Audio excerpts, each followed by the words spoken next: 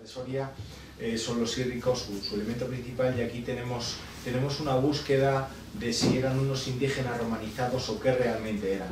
Y a través de esa búsqueda lo que hacemos es, como bien dice el nombre del proyecto, es buscar nuestros orígenes sorianos, con todas las civilizaciones y todos los avatares que ha tenido la historia y cómo ha ido progresando a lo largo de los años, ¿no? De los siglos, más bien se puede decir. Y aquí contamos con un equipo, con Antonio Chaín, arqueólogo, con César Gonzalo, también arqueólogo, con Dani Méndez, también arqueólogo, y con Francisco Rodríguez, Dani Méndez es de la Universidad de Francisco de Vitoria, perdón, y Francisco Rodríguez, arqueólogo también. Te he puesto otra categoría, Dani, pero vamos, en cualquier momento... Ha hecho un máster. Se te ha pegado el resto, ¿verdad? Bueno, pues lo que decimos es intentar ver cómo nuestro territorio se ha transformado a lo largo de estos siglos y ver eso, qué somos como sorianos, rastrearlo con 360 grados y ver realmente lo que ha pasado en el Cerro de San Cristóbal en los siglos VI y IV antes de Cristo, en el Castilterreño de Izana en los siglos III al I antes de Cristo, y en la Villa Romana de la Dehesa, que abarca desde el siglo I hasta el siglo V después de Cristo. Es una época quizá poco conocida de nuestro pasado, una de las menos estudiadas, y por ello creemos desde Diputación, y para poner en valor el yacimiento de cuevas de Soria, que era necesario realizar este proyecto.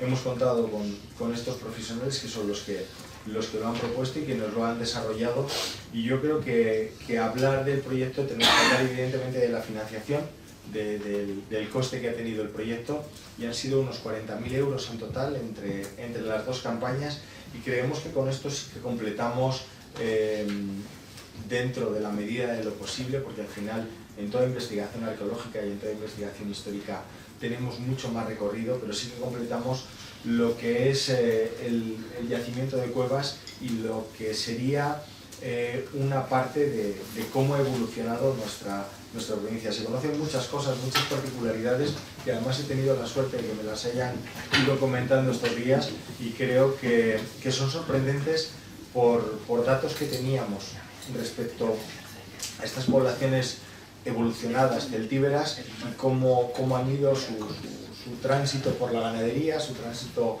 a la agricultura, y cómo han ido evolucionando estas sociedades que después hemos visto en el reflejo hasta hace prácticamente años. Yo creo que lo interesante es que nos hablen quién ha hecho el proyecto. Nosotros nada más hemos estado detrás de ellos respaldándolo, así que Antonio, que creo que vas a comentar tú, te dejo.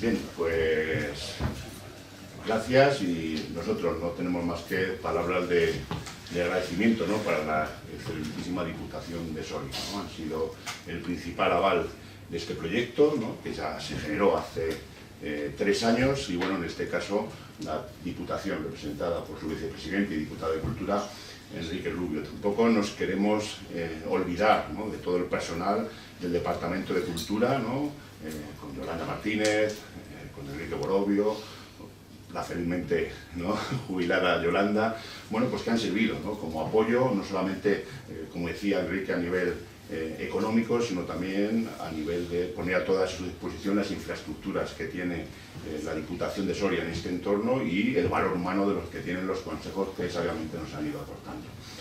También en ese sentido, agradecer a la Junta de Castilla y León, ¿no?, que haya confiado desde la Dirección General de Patrimonio Cultural en la generación de este proyecto a medio y largo plazo, ¿no?, y en este caso el Servicio Territorial de Cultura aquí en Soria con la arqueóloga Elena Eras.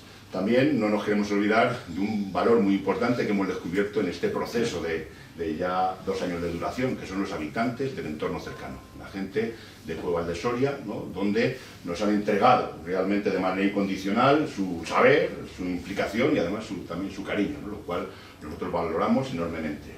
Y luego una larga lista, ¿no?, de colaboradores, doctorandos, alumnos que han participado en estas 2 campañas de excavación. Señalar además que este proyecto está generando importantes sinergias, ¿no?, a nivel científico, ¿no? Y tenemos, bueno, una estrecha colaboración con instituciones como la Universidad Francisco de Vitoria, personalizado por Dani Méndez y Clemente López, el director del grado de Humanidades, por el Instituto de Historia del CSIC y su Departamento de Arqueología y Procesos Sociales, con Marta Moreno y Leonor Peña, en cuanto al análisis de los animales, de la fauna, isótopos, también el tema de las semillas para reconstruir el paisaje de esos momentos. El CAI, el Centro de Asistencia a la Investigación de la Universidad Complutense, su Departamento de Técnicas Físicas, con María Osiete, su directora a la cabeza, donde vamos a hacer analíticas del paleomagnetismo. El Instituto Arcadia de Valladolid, de la Universidad de Valladolid, ¿no? Dirigida por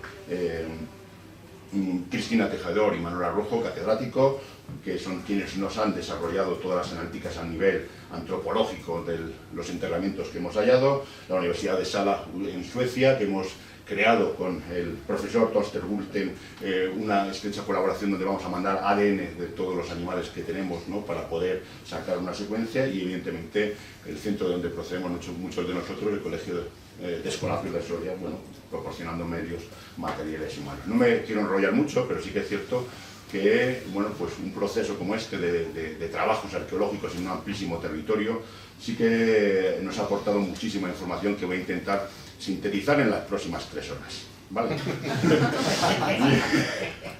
Bien, aquí tenemos el equipo, ¿no? Que estamos formados. En esencia somos un grupo de amigos, ¿no? Con una pasión común y con un objetivo común, ¿no? Que es el de reconstruir nuestro pasado. El lugar donde estamos trabajando es un amplísimo territorio de más de 200 kilómetros cuadrados, donde se enmarcan 3 importantes yacimientos arqueológicos. El Cerro de San Cristóbal, asociado a la primera edad del hierro, entre el siglo VII, VI y el IV a.C.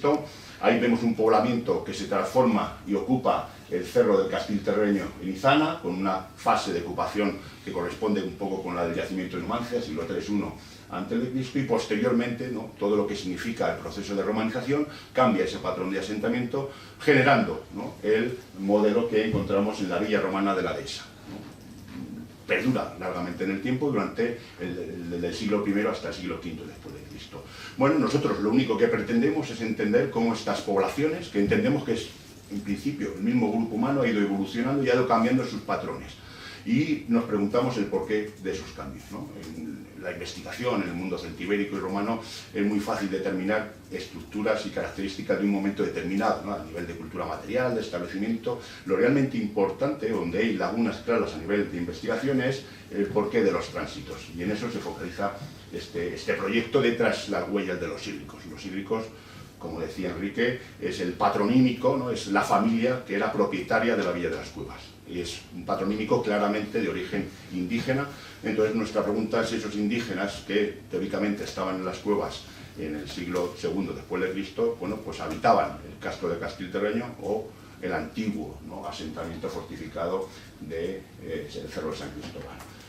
Bueno, pues en este 2024 nos planteamos una serie de objetivos, que es conocer mejor la evolución del entorno. ¿Por qué? Porque cuando nos referíamos en la documentación que tiene la Junta de Castilla y León de yacimientos arqueológicos, veíamos que tenía muy pocos antecedentes previos, muy pocos yacimientos, uno solo, del mundo calcolítico, del neolítico, de la edad del bronce. Entonces, bueno, pues queríamos sacar mucho más información. Luego también terminar de documentar las estructuras, ¿no? Halladas en el año 2023, ¿no? Ese fragmento de casa que habíamos documentado, y además todo ello con una clara función social, que era la de que todo este conocimiento revierta de manera audiovisual a la sociedad, ¿no? Y bueno, vamos a empezar por el final realmente, ¿no? Un poco, esto es un vídeo que hemos generado a raíz de la información, ¿no? Que hemos tenido estos años, el Cerro de San Cristóbal, al fondo del pueblo de Cuevas de Soria,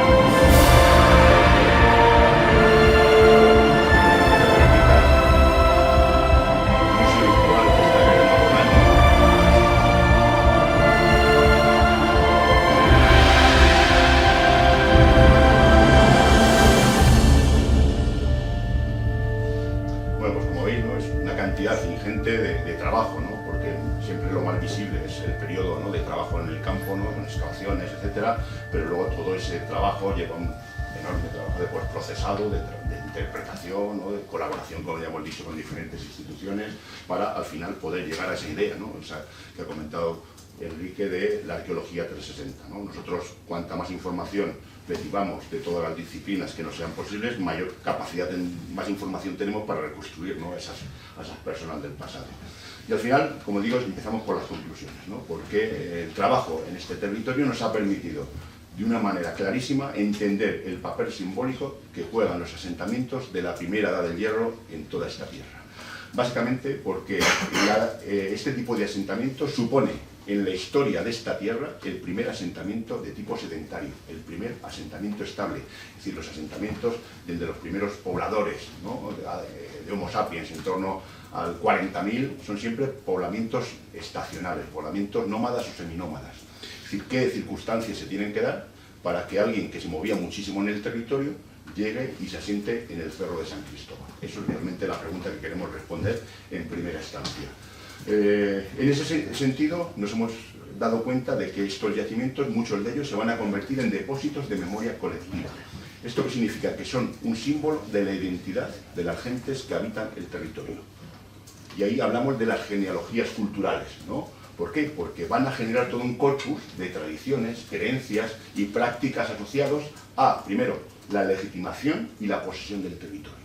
Quiero decir, si yo encuentro un enterramiento en lo alto de un cerro donde la gente no se suele enterrar, lo que estoy diciendo es: este territorio es mío porque aquí están mis propios antepasados. En ese sentido, pues, hemos generado la idea de los llamados presentes acumulativos. ¿Qué quiero decir con esto? Nosotros siempre decimos, los arqueólogos, que solo entendemos nuestro presente desde un pasado, pero es que en época romana solo entendían su presente desde el pasado que ellos tenían, mucho más recortado que el nuestro, evidentemente. Entonces ellos creaban esa simbología en torno a ese presente. Y bueno, esto se va acumulando, por eso llamamos presentes acumulativos. Fijaros, el único momento de la historia donde el cerro se ha ocupado de gente viviendo fue en esta primera edad del hierro. Pero luego, el uso del yacimiento ha sido como necrópolis romana, ¿no?, marcado por inscripciones romanas que quedan todavía en la ermita, marcados por enterramientos que nos mencionan fuentes antiguas, los Ferraes, etc. Pero luego, ahora hablaremos de ellos.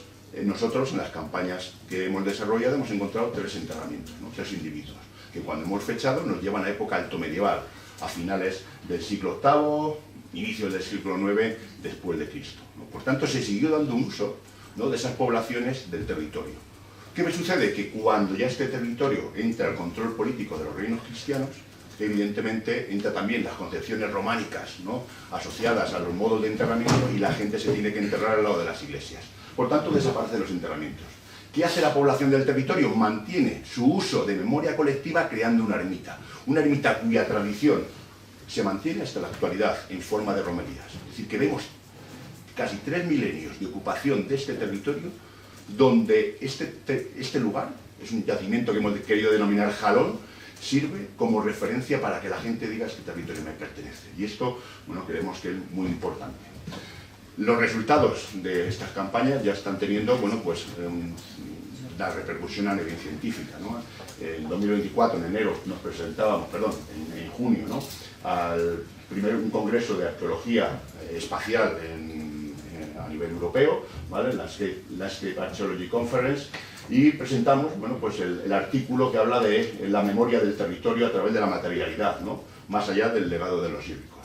También la Diputación de Soria, Eduardo Alfaro, ¿no?, en el homenaje a Taracena, nos pidió, ¿no?, una publicación, un artículo sobre los datos que habíamos logrado identificar de los diferentes enterramientos altomedievales, y bueno, quedará materializado también en pocos meses con una publicación que saca esta mismísima Diputación de Soria. En cuanto a los trabajos que hemos realizado, pues una prospección selectiva por todo el territorio. Hemos contado siempre con el aval y con la información, con las informaciones que nos transmite la gente de Cuevas de Soria, por lo que hemos podido identificar pues varios elementos, una estructura o una especie de poblado que ya mencionó Taracena, pero que no aparece mencionado en la carta arqueológica, seguramente porque la gente del pueblo no se lo dijo. Hoy la ciencia sí que nos permite, a través de los sistemas de información geográfica, sabéis que tenemos capacidad de quitar la vegetación del territorio que queramos, y un territorio, si miramos en la foto aérea, que es indetectable, cuando esa tecnología nos permite quitar, ¿vale?, la vegetación, aparecen las estructuras. Por tanto, tenemos un poblado en torno a 1,3 hectáreas, donde los materiales, bueno, son muy difusos, porque hay gran cantidad de elementos asociados a la fabricación de hierro, resto de coladas, pero algunas de las formas cerámicas que hemos hallado sí que nos permiten un poco corroborar la hipótesis de que por lo menos en una fase celtibérica hubo cierto tipo de ocupación.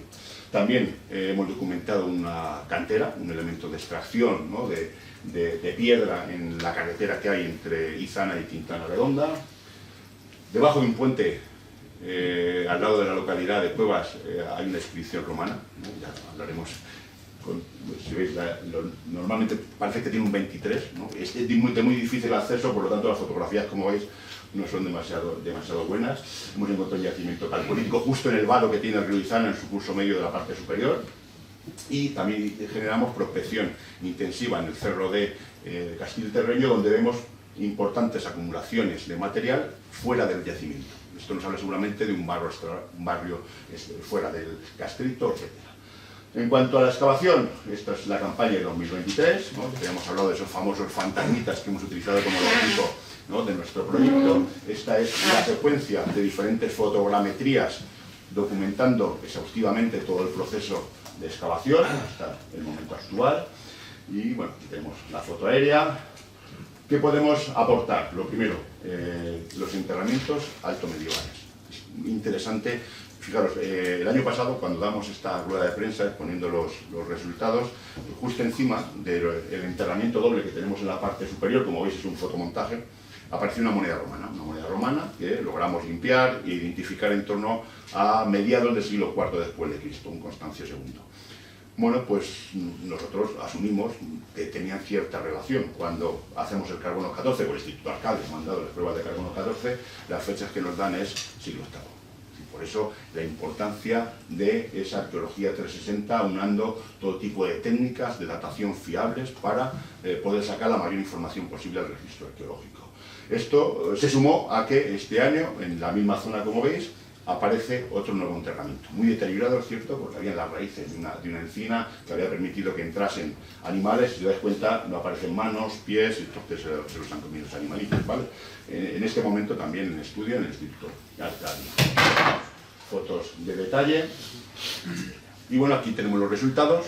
El año pasado el presidente de la Diputación se comprometía a llevar a cabo el estudio de estos dos individuos primeramente encontrados, y aquí tenemos los resultados. Son un hombre y una mujer, el hombre de en torno a 40 a 50 años, la mujer entre 20 y 23, el hombre medía casi unos 70, la mujer casi unos 50, y los datos antropológicos nos indican que son gente que son trabajadores del campo, ¿no? Gente que lleva a cabo labores como arar, etcétera. Alguna lesión en el cúbito, en el radio, que llaman de lesión defensiva, no nos han podido dar la causa de la muerte, pero sí que es cierto que están enterrados los dos a la vez. Y evidentemente un análisis antropológico no nos puede decir una relación filial, pero es muy curioso que ambos individuos tienen un defecto congénito, y es que le falta a los dos el tercer premolar de la mandíbula. Bueno, podemos especular que eran padre e hija, ¿no? Pues esto nos lo dirá el ADN, porque el ADN de estos dos individuos se va a introducir en un proyecto de carácter nacional, ¿no?, en fechas cercanas, para poder sacar una secuencia de cómo evoluciona en época histórica el ADN en la península ibérica. Por tanto, recibiremos información sobre este elemento. Luego, bueno, pues la estructura que habíamos hallado, ¿vale?, la ampliamos para poder determinar su total extensión y características que tenía. Bueno, en cuanto a los materiales, ¿no?, gran cantidad de materiales, pero siempre en torno al hogar, a donde se hacía el fuego. Aquí tenemos que resaltar el valor simbólico del fuego y del hogar en las poblaciones preindustriales, ¿no?, en donde se lleva a cabo toda la vida fuera del ámbito de la muralla que tenía el castro, ¿no?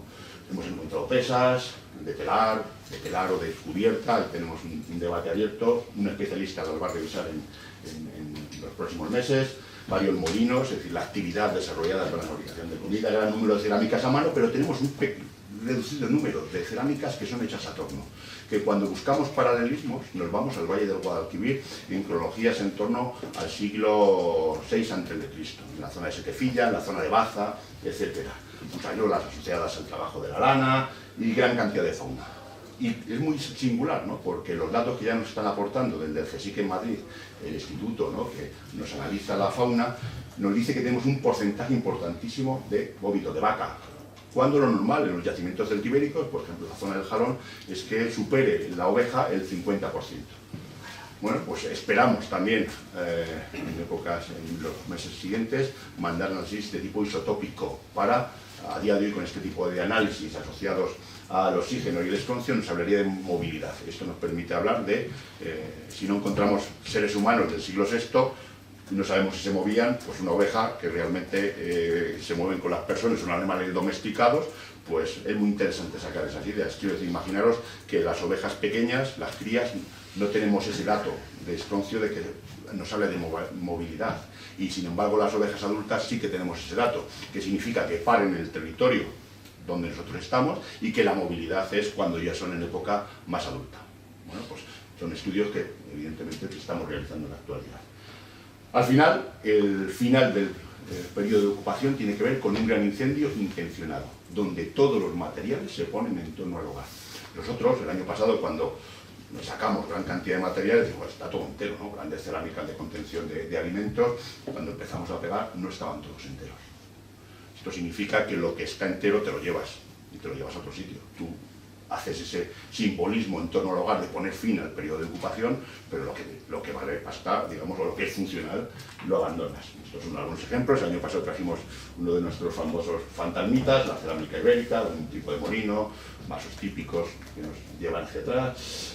Y bueno, también muy interesante este año, la aparición unida al muro este de esta estructura de forma casi cuadrangular que detectamos, es que parten 4 muros en dirección hacia la muralla. ¿Esto qué significa? Pues que tenemos una urbanística compleja. Probablemente estamos hablando de los primeros datos, de los primeros indicios de urbanística compleja en el poblamiento de estos territorios. Y esto no cae en vano, quiero decir, esto es una importancia grande porque una urbanística compleja significa un planteamiento previo de ordenar el territorio dentro de la muralla del grupo humano que va a llevar a cabo esa habitación. También esto va asociado a la ocupación sedentaria. Imaginaros, los grupos nómadas o seminómadas, siempre quien no puede seguir al grupo, quiero decir ancianos por ejemplo, se queda atrás, se apartan. ¿Para qué? Para no, digamos, coartar, ¿no?, el propio modelo. Pero en este momento, si ya te quedas en un territorio, el anciano empieza a jugar un rol muy importante, ¿no?, como depósito de memoria colectiva, ¿vale?, de tradiciones, etc. Bueno, por tanto, se tienen que reformular un montón de roles a nivel social cuando se dan este tipo de poblamientos estables. Bueno, aquí tenemos, ¿no?, las estructuras que comentaba, ahí veis, ¿no?, los 4 muritos que están dibujadas en la parte derecha, ¿no?, que parten hacia la derecha. Bueno, desde aquí, ¿no?, pues decir que seguramente la idea que tenemos para el año que viene es identificar una de esas estructuras, qué características tiene, para poder sacar mucha más información sobre lo que es este tipo de poblamiento, este tipo de urbanismo que se da por primera vez en este territorio del Alto Duero.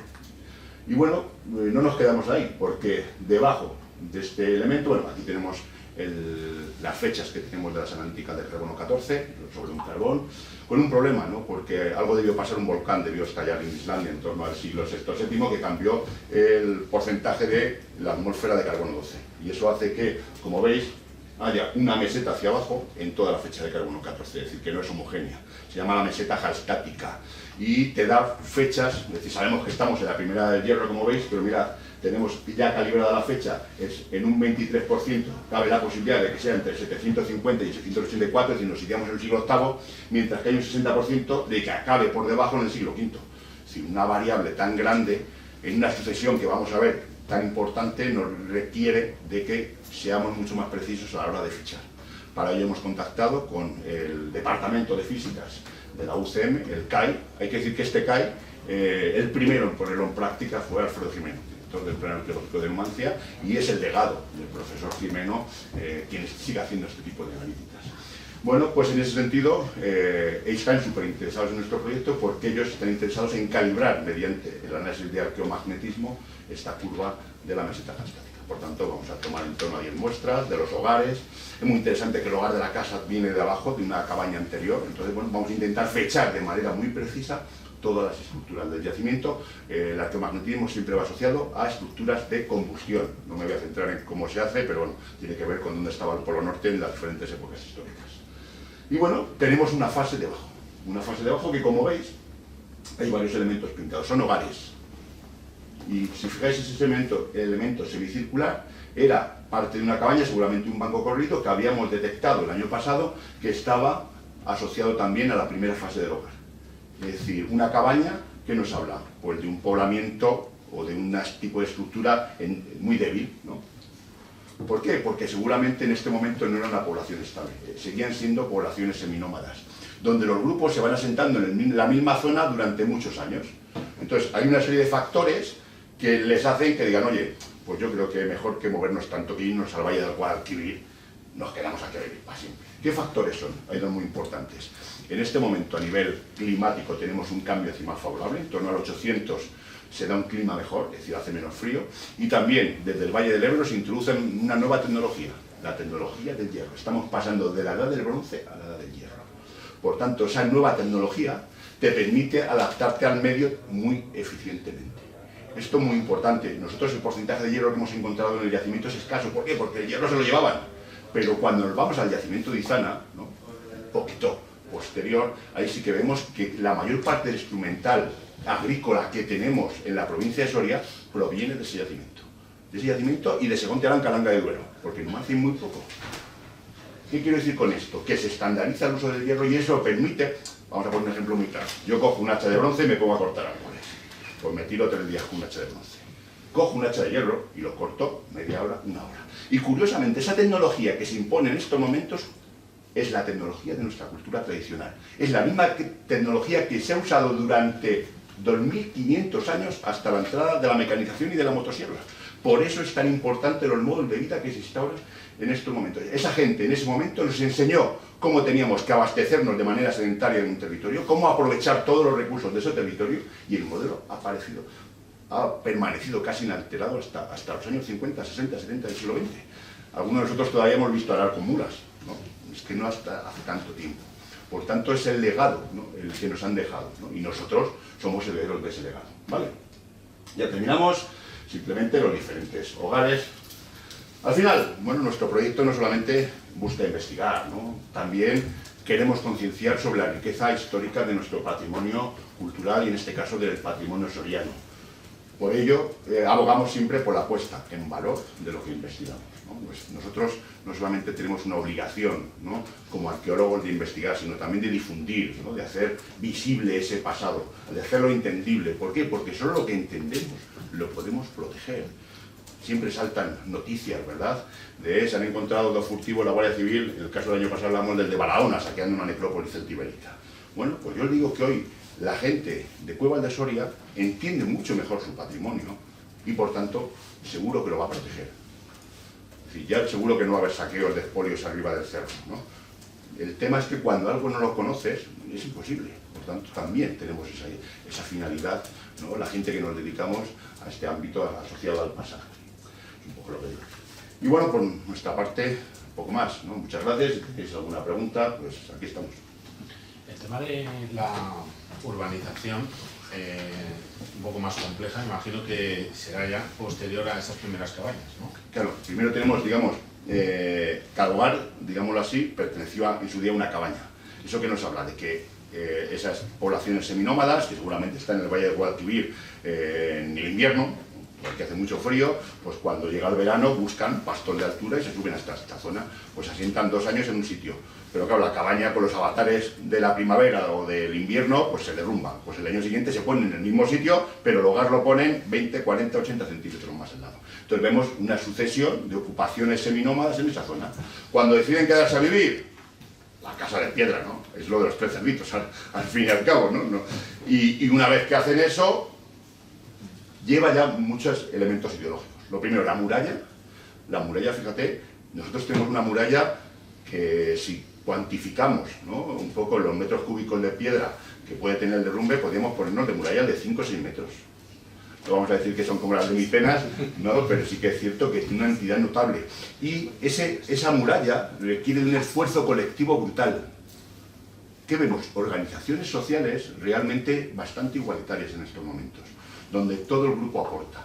Pero no solamente a partir de que tú marcas el límite, digamos, del lager, como decían los romanos, ¿no?, de la zona que ocupabas, del campo y de la zona privada, que es donde se vive, es que luego tienes que articular dónde viven las familias, cómo viven las familias.